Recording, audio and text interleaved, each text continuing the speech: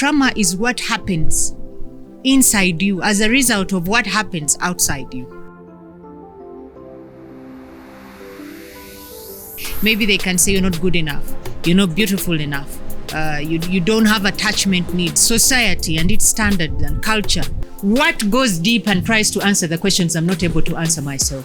So I don't have to be afraid. So the minute you have any fear, that is a simple exercise that shows you that you're living under the human void because you're not secure within yourself.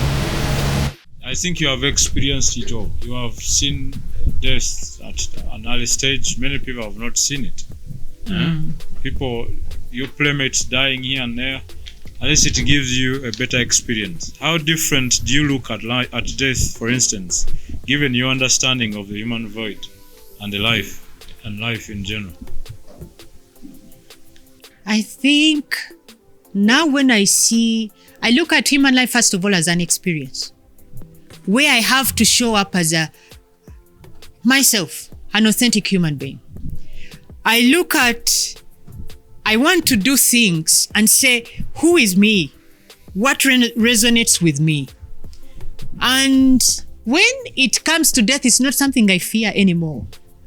I don't think I feared it then even. I wanted to understand it because really what are you going to teach a child about something? To fear what? That they are going to go in the soil? You just want to understand why they are put in the soil. Is there anything about a human being that is different?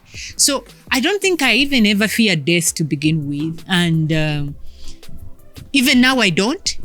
My understanding of death is that if I can have an experience of the truth of a person, if I'm showing up as myself, as my authentic self, if I'm doing things a certain way, if that person that I'm interacting with is also showing up authentically and is aware that this is going to happen, death is going to happen, you live and embrace it without lying to yourself, asking yourself the toughest questions that you wouldn't have asked anybody.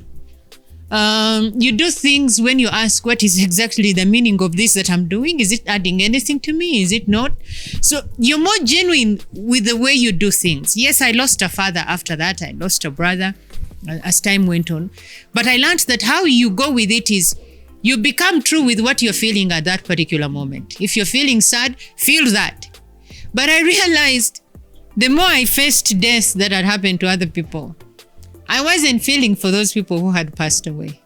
I was scared that I was passing away and I did not know what living was all about.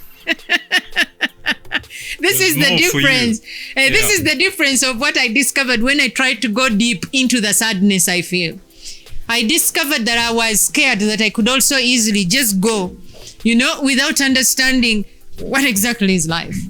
And I also discovered that sometimes I was afraid because I would no longer get what I was getting from those people, when they were still around, the people I've interacted with.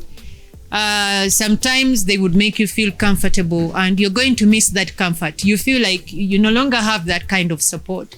So I realized that such things like death cause you to go back to the human void. So when someone dies, I had to be truthful to myself as I lost one person after another. And I realized that in as much as I missed them, I wasn't really mourning them until I allowed myself to face all my insecurities around their passing. And then I could be able to feel like, I'm going to miss this person. And then the process of transitioning and understanding that I'm going to meet this person, then I would feel tears would come out of missing them. But then those same tears keep coming. It doesn't matter whether you've stopped, but the same way you remember something about them and laugh, you still have a memory, to go with and run with, and you find you can go on. What makes it very hard to cope is when you begin to look at it, you begin to try and understand. Now they say someone goes to heaven, you begin thinking of heaven and hell. In the moment you stop living this life which is here, you become very sad. You lose a lot of, I've been through all those phases, because we lose people close to us almost every other day. But I've learned that if I can separate my human void feelings and I understand them, and I embrace those human void feelings around the passing or around death, and then I'm able to separate my selfish insecurities from this experience, I'm able to identify that I miss someone. And when I miss that person, it is a comforting feeling. It is like saying I love someone. It doesn't pain. It doesn't hurt. Although they are not there physically, you can just close your eyes and you can even remember something and you laugh about it.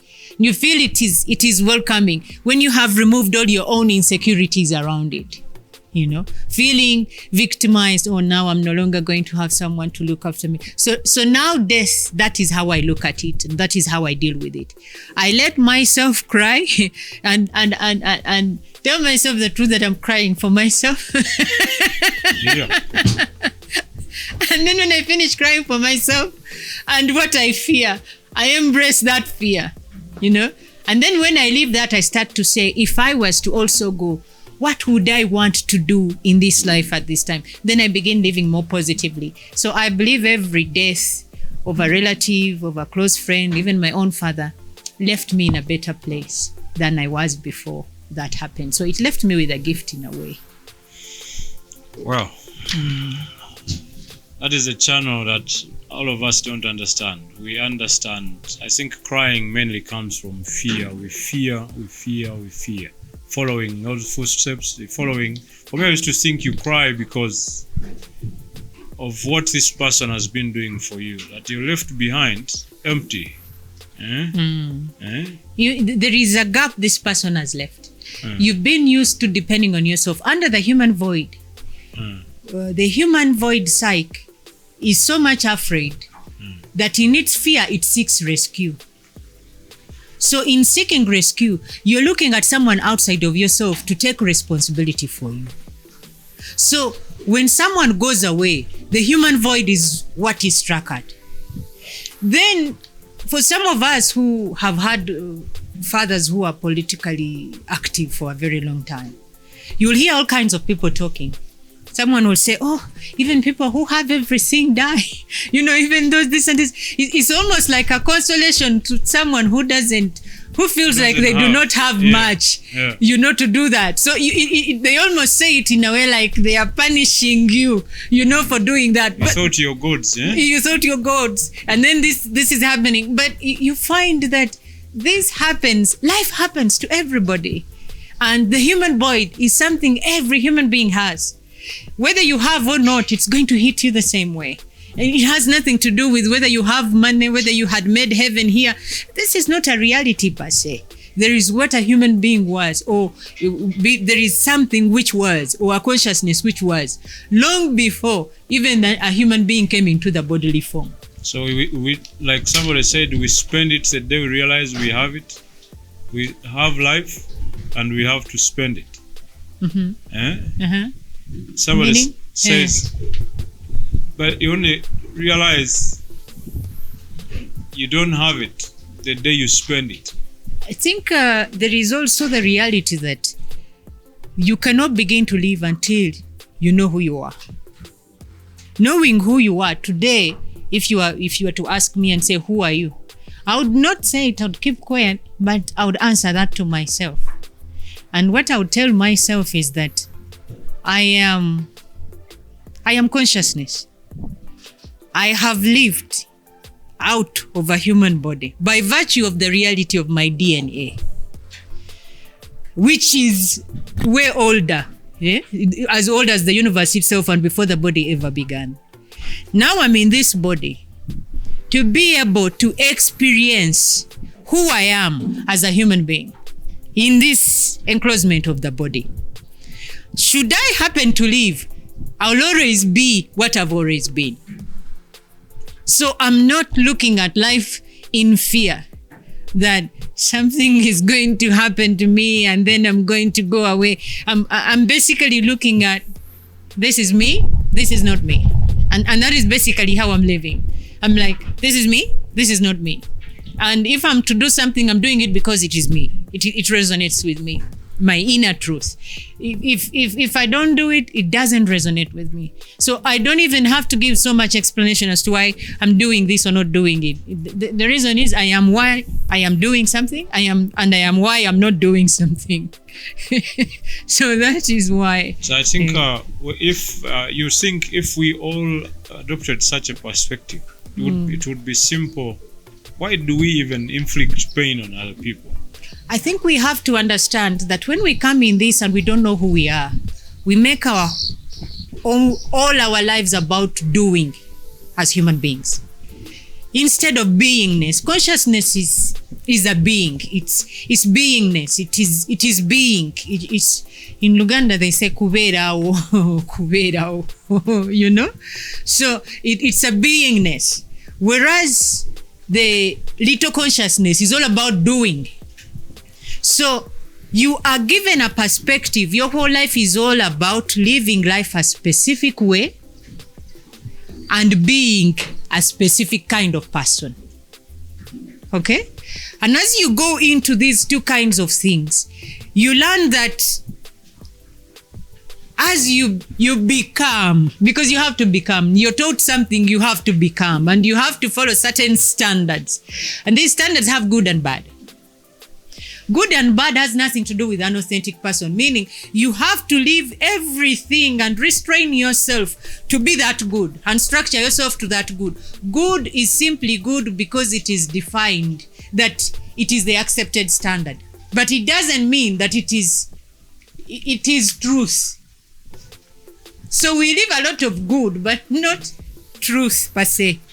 You get what I'm trying? So the minute I have to stop being me, and I go and mold myself into what is good and acceptable by the standard, I've already stopped to be me. In my nature as a human being, if I was authentic, I could have been humane. I could have had humane values. I would have been a human being who feels. I could have been a human being who can be sensitive to others. By virtue of the fact that I'm a human being, I even know that because I'm consciousness and consciousness is in everybody, I will not segregate.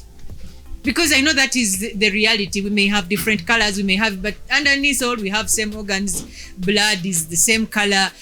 Things that join me, I would be seeing I'm joined to everything, because even a plant has DNA, and that DNA is similar. Bacteria have DNA. It is similar to what I have in my body, you know? So my whole outlook would be looking at everything outside as part of me. I would not be separate, you know, in this particular kind of way.